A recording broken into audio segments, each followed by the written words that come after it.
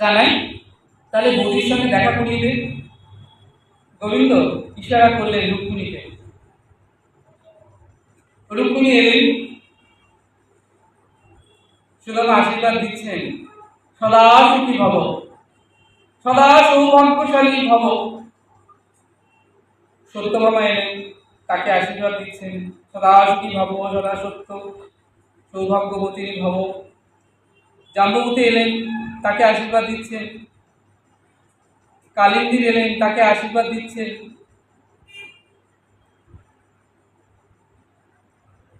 নাগিনী এলেন, তাকে আশীর্বাদ দিচ্ছেন। লক্ষণ এলেন, তাকে আশীর্বাদ দিচ্ছেন। এরকম আশীর্বাদ দিচ্ছেন। আর সুদামা যখন প্রণাম করছেন, সুদামাজিকে শুধু আশীর্বাদ দিচ্ছেন, সদা সুখী ভাবো, আশীর্বাদ দিয়েই যাচ্ছেন। আর একজন দুজন করতে করতে দাঁড়িয়ে যাচ্ছেন, লাইন তো বেড়ে যাচ্ছে, 2 জন 5 জন 10 জন 20 জন 50 জন হয়ে গেছে, 100 জন 200 জন লাইনে দাঁড়িয়ে গেছে। আর সুদামা আশীর্বাদ দিয়ে যাচ্ছেন, সদা সুখী ভাবো, সদা সুখী ভাবো। এই যে সদা সৌভাগ্যবতী ভব, সদা সুখী ভব আশীর্বাদ দিতে দিতে সুদামাজির হাত ব্যথা হয়ে গিয়েছে। আপনি নিজেই তুলে দেখুন না, কাউকে যদি 1 বার 2 বার 5 বার 10 বার 100 বার হাতটা তুলুন, 2 বার আর নামান, 200 বার তুলে দেখুন, আপনার হাত ব্যথা হবেই হবে।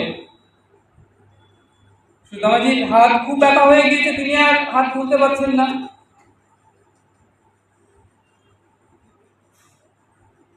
এবার তিনি ডাকছেন কানাইকে, কানাই এদিকে আয়, কানটা এদিকে দে। কানাই এসেছে, বলছে কি হয়েছে বল। তোকে আমি কি বললাম? তোকে বললাম বৌদির সঙ্গে আলাপ করিয়ে দে, তুই কিনা পুরো দুয়ারকা পুরী সবাইকে ডেকে নিয়ে এলি। গোবিন্দ বলছে, না ভাই না, এরা সবই তোর বৌদি, এরা সব আমার বৌদি। ভগবান! সুদামাজি তো একদম অবাক হয়ে গিয়েছে।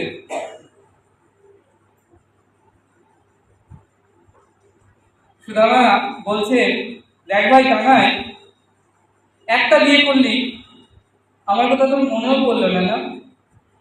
2টো বিয়ে করলি, 5টা বিয়ে করলি, 10টা বিয়ে করলি, আমার কথা মনেও পড়লো না?